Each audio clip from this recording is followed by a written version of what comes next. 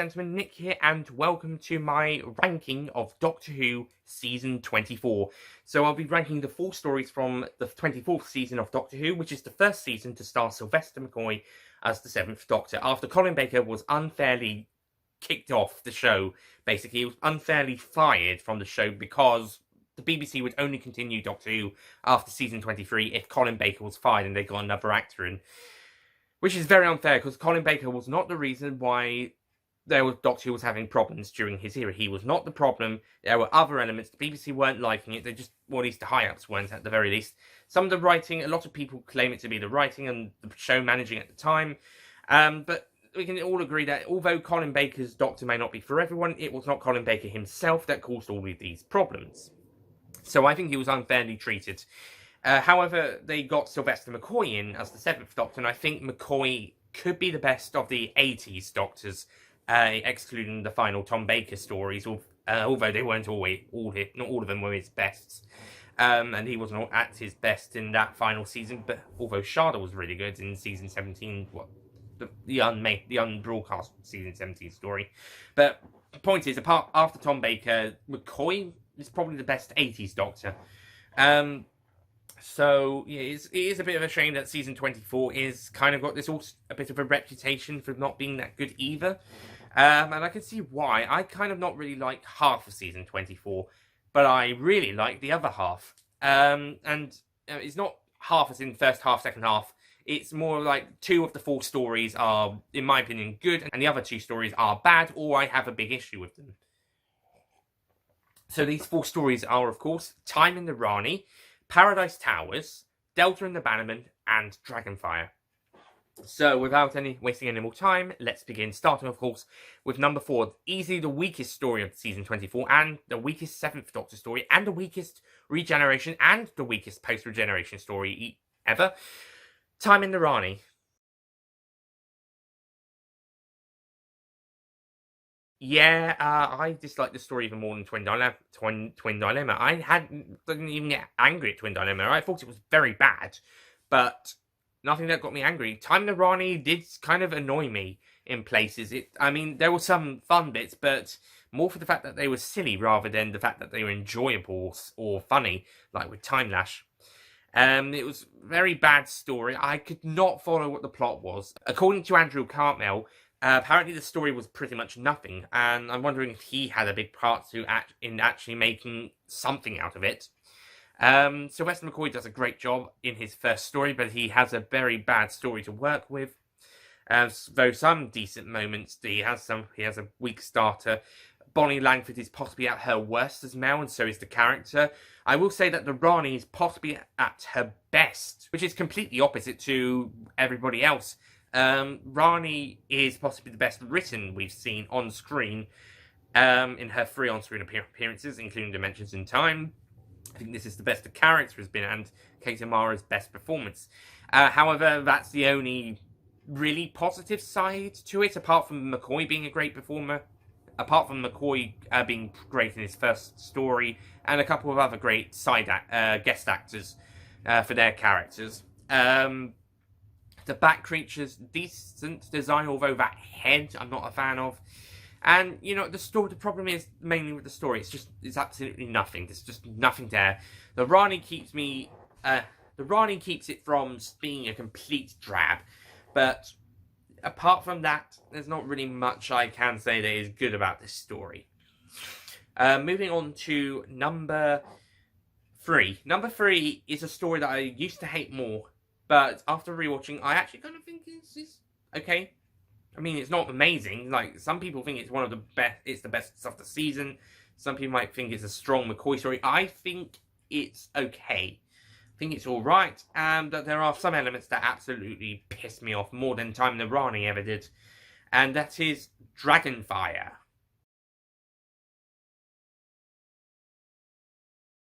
Yeah, okay. The positives first. More enjoyable in a rewatch. Can be a bit more enjoyable in some viewings. Kane's okay as a villain, I guess. Has at least got a decent backstory. It's short. It's 3 parts. Doesn't go on too long, although I do think it didn't have enough for 3 episodes. There is a couple of scenes where we just cut to the planet, a shot of the planet for a couple of seconds. And of course, there's a certain character that the story just tends to cut to and focus on for a few seconds or a minute or so that I'm going to come back to about. And there is a well done practical effect of Kane's death at the end, although I think they could have handled it better with visual effects, perhaps. Maybe it would have been too scary, like Raiders of the Lost Arks, which is what the death is based on. Maybe it would have been a bit too scary if it was a visual effect, but, you know, just doing the death itself is kind of, or at least the way they did it, is kind of a bit nasty. And we get introduced to Ace, who, on rewatching, kind of like a bit more in this story, although previously I didn't really like the character in this story. Loved her every other time since this story, but this story kind of had a bit of a harder time liking. But on a rewatch, I can kind of see what they were trying to do, and it does start the character development that does turn her into one of the best companions of all time. It's just that I will always prefer how she is later on down the line, starting from Remembrance of the Daleks. And this is always going to be my least favourite outing for her. And of course, Sylvester McCoy is amazing. And this could be, I think Bonnie Langford does a good job here as Mel. I think she does alright. Okay, moving on to the negatives. Sticking with Mel, her exit is the most abrupt since Warrior's Gate. It's the most abrupt exit. And the character herself isn't amazing. There's a few good moments, but not that many. And Bonnie Langford turns in one last alright performance. I think the character of Belak should have survived to episode 3 and then have been killed off, because otherwise killing her in episode 2 kind of ruins the character development a little. The Seventh Doctor just climbs down a cliff for no literal reason at the end of part 1. It's a very shit cliffhanger. Why does Mel get kicked out of the cafe? I can see why Ace is fine after she pulls some milkshake over a lady when she refuses to get her another milkshake because it's supposed to have the ice cream bits, and the lady was like, "Oh, I don't want ice cream in it." And so I can understand the guy firing Ace for topping it on top of the lady, but why does he get to kick Mel out, and why is he so shouty? At least, well, shouty for Ace, but shouty for Mel? The whole Ace and Mel having to be arrested and brought to Kane is forced, unnatural, and doesn't work. And so does Ace and Mel leaving them and running away, and just getting this information to help the doctors doesn't work. And the worst thing of this story, Stella, the little girl who is the daughter of the stuffed up woman who didn't want ice cream in her milkshake, even though that's how it comes. Yeah, this little girl just fucks around for episode 3 for literally no reason. We just keep cutting back and forwards to and from her, doing absolutely nothing. But it's so the story seems to be so interested in her. The episode is so interested in the character, and she just goes around from place to place and absolutely does nothing. What was the point? The most pointful stuff is possibly the bits when Terra's being strike throughout Iceworld, but that's part of that plot. And then after that, she just goes from there to meet the dragon, and then it takes her back to the cafe, and then she finds her way to Kane's base, and no one notices that she's there, and then she gets her way back to the refrigeration section where she's finally found by her mother, and she gets the final shot of the story, and I hate that character just for all of that. That was my major rant of the Dragonfire Universal's review. So, yeah, I hate that character. She's possibly the worst character ever written in a Doctor Who story, just because she literally does nothing, but the story seems so fucking focused on her. So much. I don't know if I hate a character as much as this one. Even Space Pirates, they were terrible characters, but the plot required them to be there. This little shitfuck didn't need to be there. Maybe when she's hiding under the table, and then later on she comes back at the end and her mother picks her up. But everything else could have been completely cut and would make no difference to the story. Apart from maybe the Dragonfire sneaking up behind the two people trying to hunt it down, but you could still cut that bit. Jesus fucking Christ! Ugh.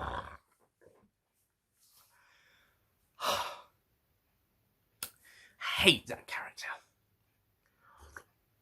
Okay, before I blow a blood vessel, let's move on to number 2. Number 2 is actually a very good story, but I think it needs a bit of a touch-up in both the script and execution departments, but I think it is a very good story. I think we've got something quite good here, and people saying that they don't like season 24, well, I advise you to take another look at this story, at least give it another try. It is, of course, Paradise Towers.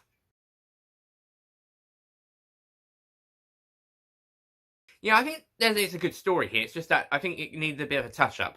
Although it does explain everything that you do want to know by the end, or at least I think it does. Execution-wise, I think it, again, a little bit of a touch-up. Could have been a bit handled better in some places, but I think it's done well. The kind of more grimy feel does fit the story pretty nicely. And the tone, and the 7th Doctor is starting to show some darker moments that, again, Delta and the Bannermen and Dragonfire would also show. Not so much time in the Rani, although maybe a little, but we do start hints at the darker Doctor that would come in seasons 25 and 26. I think the characters are great as well. I mean, some of them, again, could have had a bit of a touch-up, but I think they work well. Richard Bright is a great guest actor, and he's really great as the chief caretaker, although might have been, they could have, the direction of when he becomes the great architect could have been a bit better. And the whole story about how everybody banding together and teaming up to work together to fight the Great Architect, that's a really good moral. That's a very good idea. And I think Pex's character, I think he should have gone a bit more braver over the course of the story, but at least Mal got to have some sort of cool moment. And Pex does get himself a redemption at the end. And pretty much does a pretty new series style thing of sacrificing himself to save the Doctor. That is a very new series style thing to do. But yeah, Paradise Towers, I think it's good. I think it's done well, and it's quite a lot of fun. And yeah, I think it's good. I think it's very good. Number one, I think is a solid script. It could have been touched up a little bit here and there, same with the execution, but I think this one is a very good story. I know a lot of people don't like this one, if it even gets talked, and that's when it's even talked about. But I know quite a few other people do like it. Delta and the Bannermen. Yeah, I just love this story. I find it so fun, so enjoyable. I think it's got a very good script. It's quite tight, considering that there's quite a bit. I think some of it could. I think maybe they should have extended the episodes to 30 minutes. And especially part 2, because although most of that is just looking for Billy and Delta, running around, trying on the motorbikes, it's not really that much happens until towards the end, where the Bannermen turn up, and there's a very quick bit where they destroy the bus, kill everyone on board. Gavrok is interrogating Mel. Delta turns up. Mel screams. Gavrok shouts in her face, points a gun at her, and then Mr. Burton comes in to rescue her. And yeah, I think that whole bit could have been slowed down a little bit. Part 1, I think, is possibly the best episode because it has a nice mix of the two, fast-paced and slow-paced. Part 3 is also really good as well, and I think it's handled well. I think it's got a good ending, and the way they're defeated, I think it could have been a bit more explained how, but I think it works. And yeah, it's just really fun and some really good stuff. I thought Ray was a great character. I thought Billy was great. Delta's great. Gavrok is a good character. Mr. Burton's great. The two CI detectives, they're all right to watch. Goronway, he's fun to watch. He deserves that final shot at the end of the story, though. He certainly deserves it more than Strella, the girl from Dragonfire. He certainly deserved it more than her, because he was a more likeable character when he was on screen, even if he didn't do much. And hey, he did more shit than Strella did, and the cat story didn't feel the need to focus on that as much as her. So why should she have more scenes than Goronway? Goronway was a nice guy, and he was actually quite nice to watch on screen, even if he wasn't that necessary to the plot. Strella just fucked around. Going back to characters, Murray's also really good, and Ken Dodd's always fun to watch. And I think it's got the best supporting cast of the story of the season, despite some good competition from Paradise Towers and Dragonfire, not Time the Rani, although some good performances from the cast there. And yeah, I just think it has a nice polish, and it's a nice, more location work based story to the more interior one that we got before and after. Although I think Time the Rani did quite a lot of location work, but not as nice and not as polished as Delta, and it fits really well. And I just have a great time with this one. I just really enjoy it. That's mainly most of my love for this story, is having a great time with it. And you know what? This is a story that you could just sit back, watch and relax, as opposed to something like Dragonfire, where you get pissed off over one particular detail in particular. Time the Rani, where you don't even know what you're going on. And even Paradise Towers, with the grimier feel of the story, which fits that story, but I don't know, it's not the best viewing experience. So Delta and the Bannermen was exactly what Season 24 needed. And I would not take that statement back for any reason, unless Remembrance of the Daleks was in this season, in which case that would be what this season would need. But Remembrance of the Daleks kickstarts the next season. Good. So yeah, to recap this ranking, number 4 is Time in the Rani, number 3 is Dragonfire, number 2 is Paradise Towers, and number 1 is Delta and the Secretly Awesome Bannerman. I mean Delta and the Bannerman, and technically Delta's awesome, not so much the Bannerman. But you know, this story is awesome. It's still an awesome story, and people who aren't fond of it, I recommend giving it another watch. You might actually like it.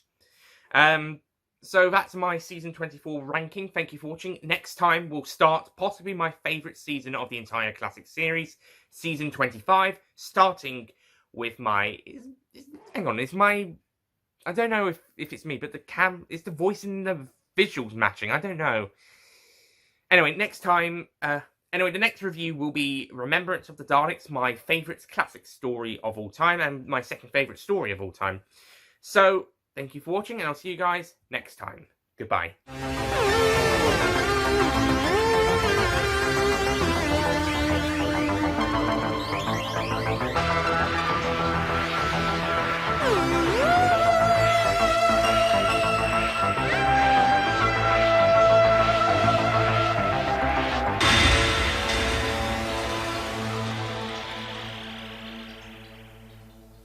Don't forget to click below to subscribe to the official Nicholas Payne Retro YouTube channel.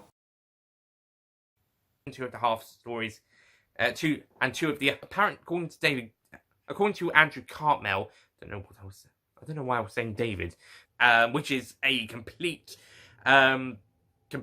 opposite problem to. But now on to the detective. Starting off, Mel's still there, but she leaves abruptly. Very abruptly. This is the most abrupt. Okay, this is and you know I'll carry on afterwards. Sticking with the negative, I think the character Belak should have continued to.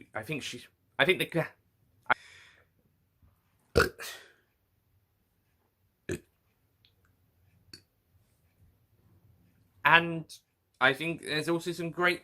And Ken Dodd's is always a fun character to watch on screen, and Murray's also quite good. And Ken's got some good casting there.